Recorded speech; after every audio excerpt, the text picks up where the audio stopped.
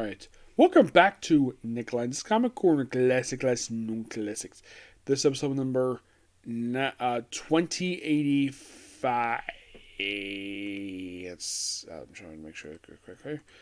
25 Doubleshot number 1979. I have two kind of basically ninja style stuff here. First up we have is Teenage Mutant Ninja Turtles, The Ultimate Collection, Volume 3. Which, this is the one that starts skipping issues. Yep. I'll get to skipping issues in a minute. This book only contains issues 12, 14, 15, 17, 19, 20, and 21. And that's it. Yep.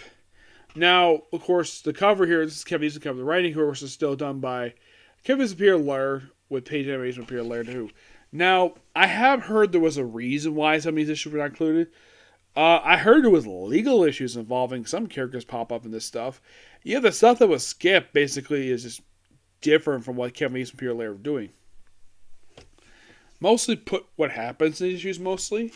Well, in the case of issue 12, which love this awesome cover, mostly put these issues we just have the turtles hanging out on the farm and encountering various people. These, you can think of these as the farm issues, because that's mostly what these issues are. Which, of course, this stuff has been revisited both in the live action that came out in 1990, 2003 series, and 2012. Yep.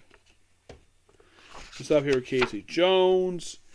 And basically, a lot of it just built up to the return to New York, which happens in issue 1921. Yep. But still really good stuff here. I love this era of the Turtles.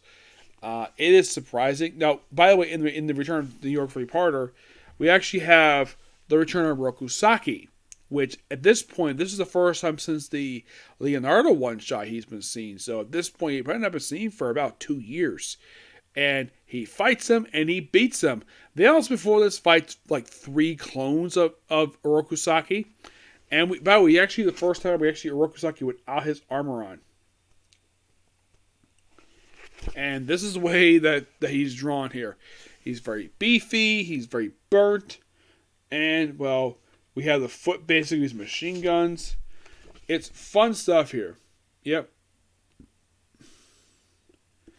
But yeah, fun book. I give the book roughly a 9 out of 10.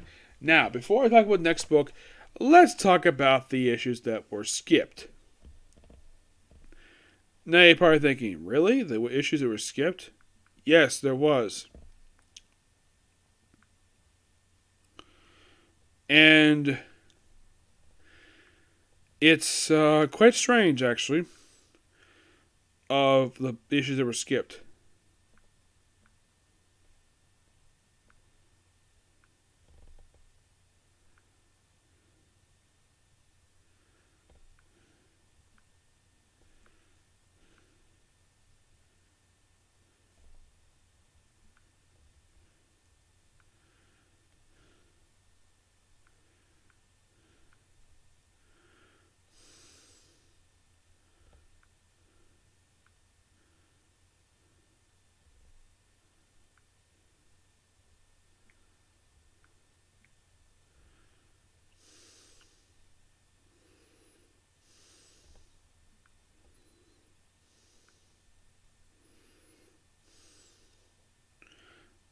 First, start with issue 13.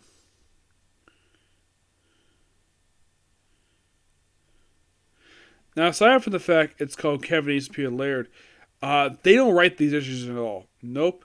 For issue 13, it's a completely different writer. It is Michael Dewey. 13 is known as People's Choice. This is still during the farm issues, where they're not back in New York City just yet. So, mostly deal with a collapsing house and fighting some old robot.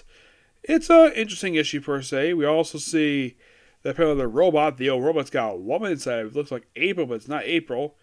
And we see briefly, well, the time traveler, I think her name is Renette. Yes.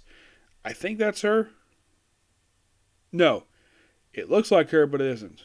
So, Yeah, mostly it's like an alien stuff here. Oh, by the way, they also fight the 15 with the Triceraton. Yes, a Triceraton. I forgot what I mentioned during New York. Yeah, for some reason, Leonardo found them, and basically they teamed with him to take him the foot. Yep.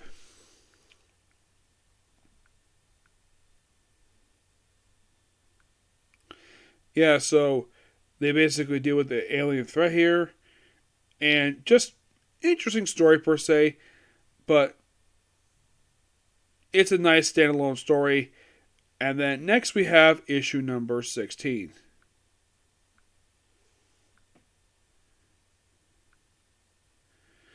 Another issue that was skipped.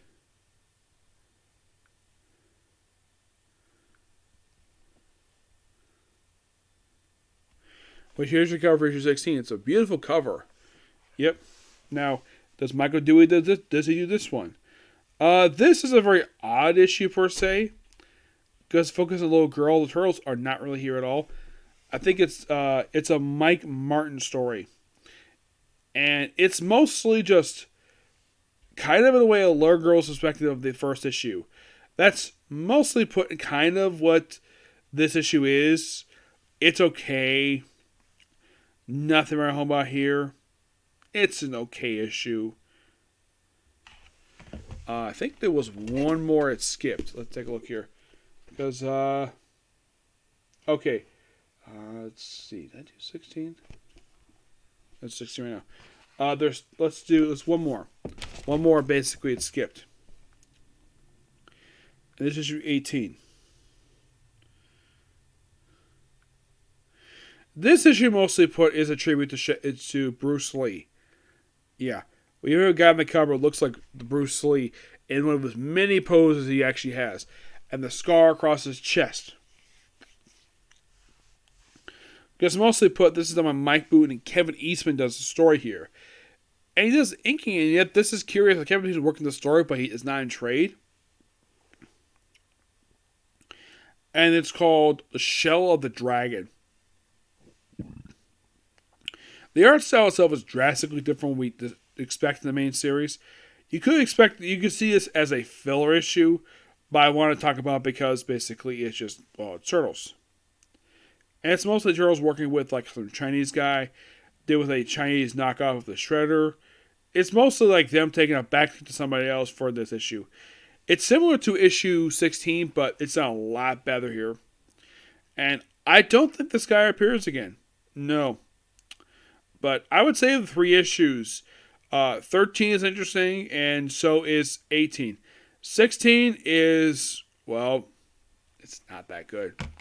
Yeah, it's okay at best. Nothing wrong with a little girl. It's just that I expect 3 turtles, not about a little girl. Alright. The rating I give the three issues, I give 13, I give that a 9. I give issue 16, I give that a 8. And I give issue 18 a 9.5. Just really good stuff here. Next up we have is the first volume for the Batmanga and the last one to officially cover. Yes, this is the last one because this is pretty much the end of it. Now, we have basically Batman and Robin in Japan dealing with like various criminals. And these are your stories for you. We have Lord Deathman, Dr. Faceless, the Human Bill, The Revenge of Professor Gorilla, Go-Go the Magician, a.k.a. the Weather Wizard, and the Man Who Quit Being Human.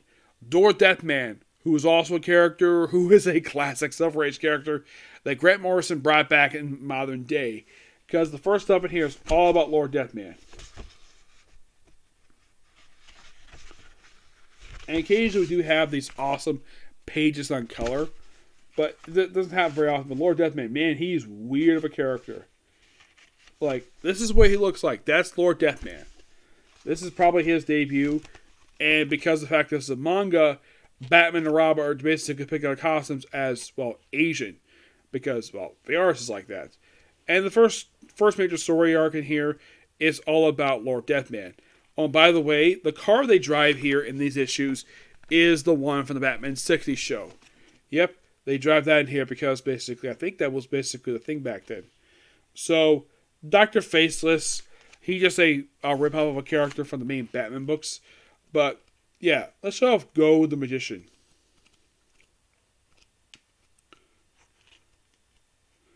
But yeah, he's well,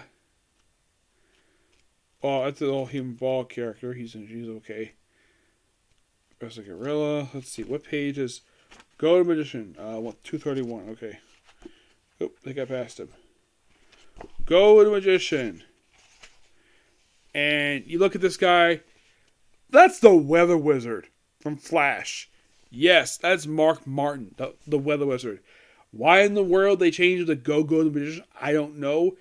I mean, heck, he has weather powers via a weather rod. And I'm like, that's the Weather Wizard. Why the heck they changed him to Go the Magician, I have no idea. He's never once referred to as that in here. He just, well, referred to as Go the Magician. The Man Queen is a bit of a Frankenstein story, but I enjoy this stuff. Just really good here. I give this book roughly I'm going to give it a 9 out of 10. It's really good.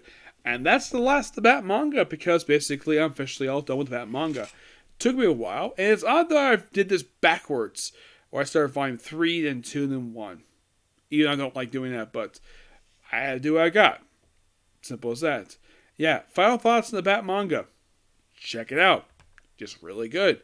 If you're a Batman, you like manga, check it out. Just really good. It's only about 3 volumes. Shouldn't be too hard to track down these books.